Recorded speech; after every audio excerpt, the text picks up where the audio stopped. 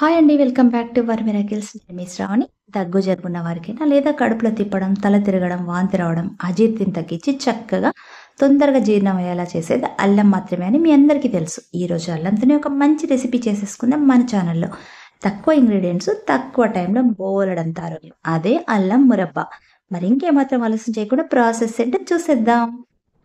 మనం టీ తాగే గ్లాస్తో ఒక గ్లాస్ నిండుకైతే నేను అల్లం ముక్కలైతే తీసుకున్న, వీటిని శుభ్రంగా వాష్ చేసి అయితే పక్కన పెట్టుకున్నా.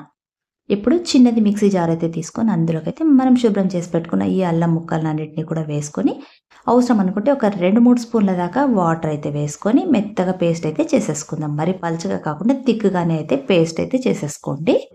నేను వీడియోలో చూపిస్తున్నట్టయితే మనకు కరెక్ట్గా అయితే సరిపోతుంది. ఇప్పుడైతే దీన్ని మనము పక్కన పెట్టేసుకుందాం. తర్వాత ఇంకొక వెడల్పాటి ప్లేట్ తీసుకొని దానిపైన అయితే మీకు ఎంత క్వాంటిటీ ఉందో మీరు తీసుకొని అల్లం మురబ్బ దాన్ని బట్టి బటర్ పేపర్ అయితే కట్ చేసుకొని ప్లేట్ పైన అయితే పెట్టేసుకొని దానిపైన ఆయిల్ కానీ లేదంటే నెయ్యి కానీ మొత్తం అంతా కూడా గ్రీస్ చేసేసుకోండి. చాలామంది డైరెక్ట్గా ప్లేట్ మీదే ఆయిల్ అప్లై చేసి వేస్తారు. దీనివల్ల పీసెస్ అనేది కట్ చేయడానికి రాదు, సరిగా ప్లేట్కి అతుకపోతాయి. అందుకోసమే బటర్ పేపర్ మీద అయితే జస్ట్ కొంచెం చల్లారితే సరిపోతుంది. ఈజీగా ఏ షేప్ అయినా కూడా ఈజీగా మనకు స్టిక్ అవ్వకుండా ఊడొస్తాయి అన్నమాట. అందుకే బటర్ పేపర్ అనేది ఇట్లాంటి పాకం చేసుకున్న రెసిపీలకైతే చాలా ఉపయోగపడుతుంది. ఇలా అంతా కూడా నెయ్యి అప్లై చేసుకున్నాక ఈ ప్లేట్ని కూడా పక్కన పెట్టేసుకుందాం. ఇప్పుడు ఒక ప్యాన్ తీసేసుకొని అందులోకైతే మనం 1 గ్లాసు అల్లం ముక్కలు తీసుకున్నాం కాబట్టి 2 గ్లాసుల బెల్లం తురుము తీసుకుంటున్నా. దాంతోపాటుగా ఇంకొక 1/2 గ్లాస్ దాకా పంచదార తీసుకుంటున్నా.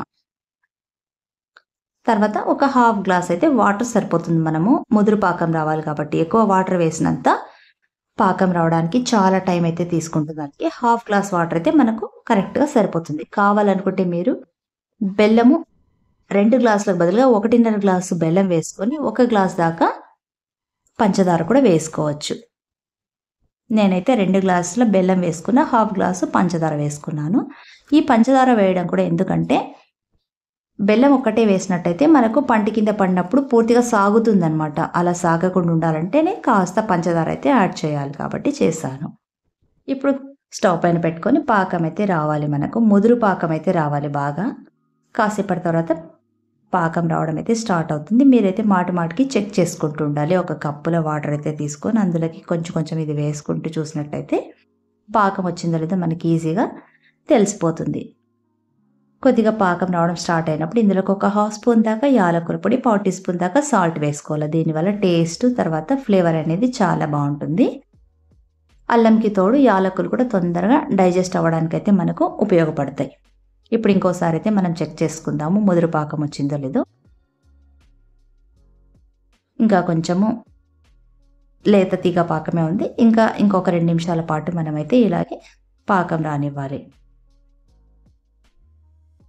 చూడండి, ఎక్కడ వేసింది అక్కడే ఉన్నట్టయితేనే మనకు కరెక్ట్గా పాకం వచ్చినట్టు. చేత్తో ఇలా రౌండ్గా అనుకొని కొంచెం వేసినట్టయితే సౌండ్ అనేది రావాలి మనకు, అప్పుడే పాకం కరెక్ట్గా వచ్చినట్టు.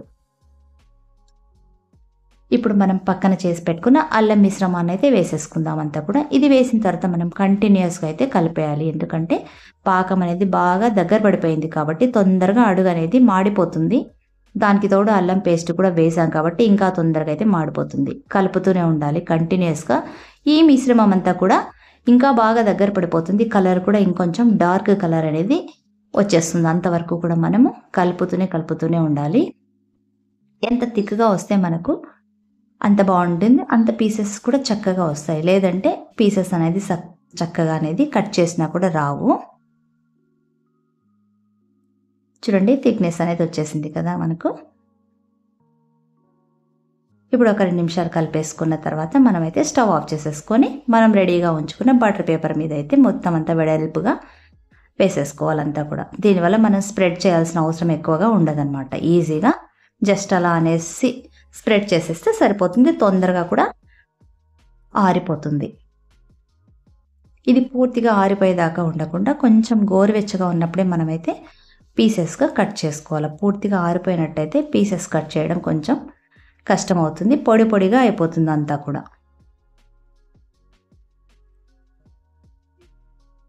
చెక్ చేసుకొని గోరువెచ్చగా ఉన్నప్పుడు పీసెస్గా అయితే కట్ చేసేసుకోండి.